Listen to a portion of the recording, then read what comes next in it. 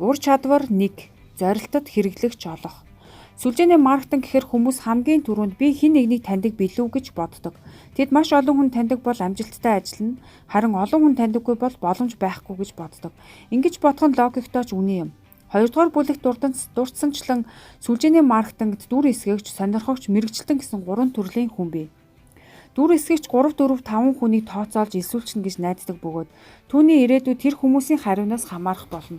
Тэдний нэгийг илсүүлж чадвал дүр эсгэгч маань хэсгэл зур ажлаа өргөжүүлж чаддаг. Тэр 3 дахиад 4 хүн олохоор тооцоолдог. Ингэсээр тэр дүр эсгэгч байхаа болж сонирхогчийн зэрэгт дэвшинэ. Сүлжээний маркетингт нэгдсэн бүх хүмүүсийн 80% орчим нь бизнесээ бүтээн босгох ажил дүр эсгэгч байр сууриас хандсан байдаг гэвэл танд хачирхалтай байна уу? Энэ үнэн. 10 борлуулагчийн 8 нь өөрсдийн бизнест дүр эсгэгчийн сэтгэлгээгээр хандсан байдаг. Тэд толгоондоо жагсаалт гаргаж юу болохыг харж суудаг. Тэд зайлшгүй эзэмшүүл зохих ур чадварыг эзэмших гэж хизээж боддоггүй. Таны зорилго бол та тэдний нэгэнд биш гэдгээ батлах, мөн өөрийн багийнхныг ийм байдалд оруулахгүй байхыг хичээх юм. Хүмүүсийг сурга. Энэ боломжийг зөв үнэлж хүндэтгэж чадсан хүн хэр хүчрхэг зүйл болохыг ойлгож авахт нь тусал. Дүр эсгэгчдийн хувьд тэдний ганц боломж бол аз юм. Тэр аз хурдан ирж байж л бүтэмжтэй болно. Хоёр дахь бүлэгт сонирхогчд орно. Хэдхэн хүний толгойдоо гаргасан жагсаалтын оронд тэд жагсаалтыг бичгээр гаргадаг. Энэ нь зөв чиглэлд явж байгаа алхам. 100 хүний нэрсийн жагсаалт гаргалаа гэж бодъё. Тийм ч их ур чадвар шаардахгүй. Харин тэд өндөр сэтгэгдэлтэй байна. Тэд хитийн төлөвөө харж эхлэх бөгөөд жагсаалт нь багасдаг. Жагсаалт буурсаар сэтгэл түгшин өссөөр байдаг. Тэдний хамгийн их айдас бол ярилцах хүнгээ болчихгүй гэсэн бодол. Энэ нь миний ч хамгийн том айдас байсныг би санаж байна. 20 дахь настай байхад миний жагсаалт онгироод байхаар ч юм байгаагүй. Өмнө дурдсанаар эхэндээ би эцэг эхийнхээ хэлхээ холбоог ашиглахыг оролцсон ч олигтой тус бололгүй дууссан. Эргэн тойрны маань бүх хүн намайг юу хийж байгааг мэдэж тийм үгүйгээ ч хэлхээ болсон. Аимшигтай санагдаж байв. Хэрвээ би өөрийн жагсаалтаас хэн нэгэн агуу хүнийг хурдхан олохгүй бол энэ бизнес дампуурхна гэж бодож байлаа. Тодорхой өсвөлөгч олох нь ур чадвар гэдгийг би хизээж бодож байгаагүй. Шинэ ажилдаа үүнийг ойлгох хүртлээр гаргасан жагсаалтаа баялагт хүрэх тасалбараа шалгах мэт байн үздэг байлаа. Хэрвээ сайн жагсаалт хийвэл та амжилтанд хүрнэ. Харин муу жагсаалт хийвэл азгүйтэл эсвэл дампуурна. Би өөрийгөө тодорхойлох төвшөнд очиж мэрэгчлэн болох гэж тэмүүлж эхлэх үеэсээ амжилттай том байгууллагыг бүтээн босгож чадсан хүмүүсийн түүхийг судалж эхэлсэн. Ярилцах хүмүүсээ олох ажил тэдгээр мэрэгчлийн хүмүүсийн хувьд гол ур чадвар нь байсан.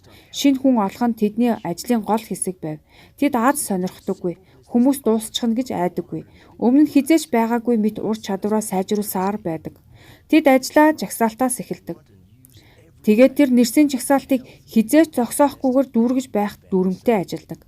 Тэд идэвхтэй нэр дэвшигчдийг жагсаалт гэдэг зүйл гаргасан бөгөөд би танд үүнийг хэрхэн хийхийг харуулъя гэж бодлоо. Үүнийг надад яаж хийхийг заасан хүмүүсийн нэг нь амьдараа залгиулчихалгүй авраг загснуудтай хамт хэрхэн сэлэвхэ шилдэг борлуулалттай агуу номын зохиогч Харвей Маккей юм. Тэрээр миний сайн найз байсан бөгөөд дэлхийн хамгийн сайн сүлжээний мэрэгчлээ юм.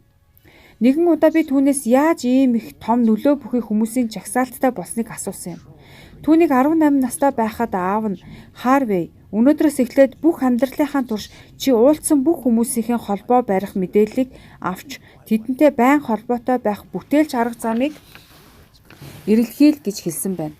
Тэрээр аавынхаа захиалсыг 60 гаруй жилийн турш биелүүлж яваа бөгөөд өнөөдөр түүний найз нөхдийн нэрсийн жагсаалтанд 12,000 гаруй хүн бий. Тэд зөвхөн нийгмийн сүлжээгээр нөхөрлсөн хүмүүс биш. Тэд бол жинхэнэ сайн найзууд. Би өөрийгөө ч тэдний нэгэнд болсон азтай хүн гэж боддог. Хэрвээ та энэ ур чадварын эзэн болъё гэвэл дараах энгийн 4 алхмыг даг. 1 дахь алхам. Нэрсийн жагсаалтыг аль болох дэлгэрэнгүй хий. Өөрийнхөө таньдаг бүх хүнийг оруул. Хүн бүрийг шүү. Тэднийг таны үйлчлүүлэгч болно гэж бодож байгаа эсэх огт хамаагүй. Таны мэдээллийн сан бол таны маш чухал хөрөнгө. Хүн бүр энэ жагсаалтанд орно. Сөрөг бодолтой байсан ч хамаагүй жагсаалттай оруул. Үзэн яддаг байсан ч хамаагүй жагсаалттай оруул. Сайн найзуудаа ч гэсэн оруул. Тэд би сүлжээний маркетингт хизээч орохгүй гэж байсан ч жагсаалтандаа оруул. 98 настай байсан ч бич. 18 настай байсан ч жагсаалтандаа бич. Үүнийг хийх нь маш чухал. Учир нь толгой доторхоо хоослон цаасан дээр буулгаж байж шинэ хэлхээ холбооны тухай бодох зайтай болно. Өөрийн үеэлийг цаасан дээр бичгэд тэр хүний эргэн тойронд байгаа хүмүүсийг та бодож эхэлнэ. Жагсаалтаа улам илүү үргэлжлүүлэх тусам энэ бүх холбоо сүлбээ танд илэрхий болно. Бүх зүйлийн тухай бод. Ажиллаж байсан байгууллага та нэг хэсэг нь байсан хамт олноо. Хийж байсан бүх ажлаа бод. Хэрэв та үүнийг зөв хийвэл олон зуун хүн тэр байтугай олон мянган хүн таны жагсаалтанд орж ирнэ. Жагсаалтанд байгаа бүх хүнийг өөрийн зорилтод хэрэглэж болгох албагүй. Энэ бол таны хэрэг. Харин өөрийн жинхэнэ сүлжээгээ байгуулахад цаасан дээр шаардлагатай бүхнийг хийн гэдэг нь маш чухал. Хоёрт, дэлхий дээр байгаа бүх хүнээс бид зөвхөн 6 хүний орон зайд байдаг гэсэн ухагтхүүнийг та сонссноо. 6хан хэмээр таслагдсан байх гэж юу? Домог эсхийг нь би сайн мэдэхгүй ч энэ ухагтхүүнд би итгэдэг. Энэ алхам бол жагсаалтаас харж байгаад тэдний мэддэг хүмүүсийг бодож тусдаа 2 дугаар хэмийг үүсгэх. Та тэдний ихэнхийг таньдаг болох боломжтой. Гэр бүлийнхээ гишүүдийг бодоод үз. Тэд хэн нэгнийг таних бол тэднийг жагсаалтандаа нэм. Найзуудаа бод. Тэд хэнийг таних бол тэднийг жагсаалтандаа нэм.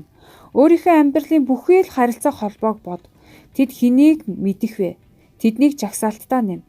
Энэ жагсаалтыг яах билээ гэж одоогоор бүү санаа зов.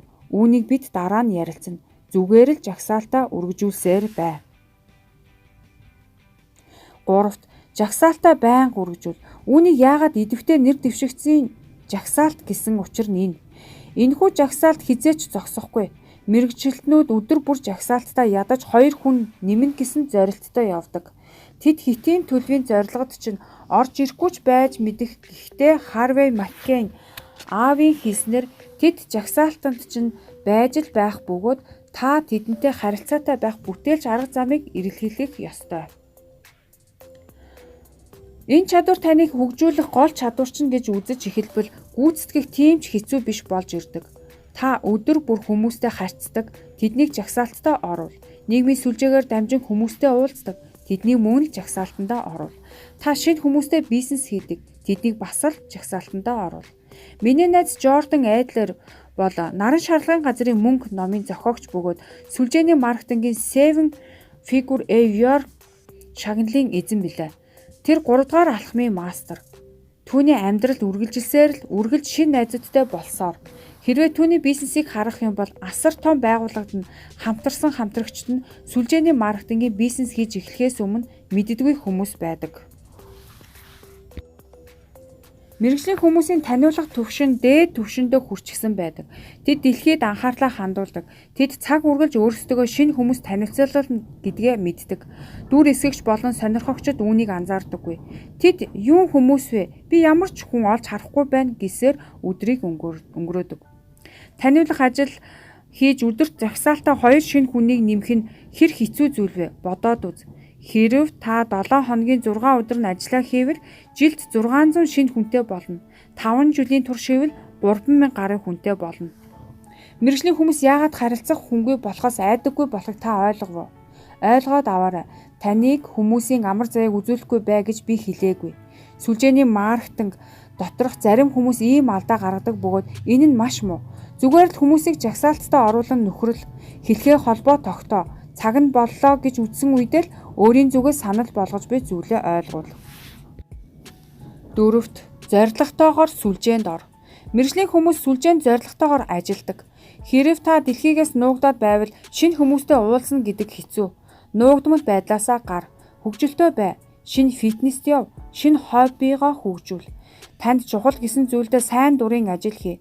Шинэ хүмүүстэй уулзаж болох байгууллага газруудаар яв. Зөвхөн таны бизнест хэрэгтэй төдийгүй та сайн нөхөдтэй болно.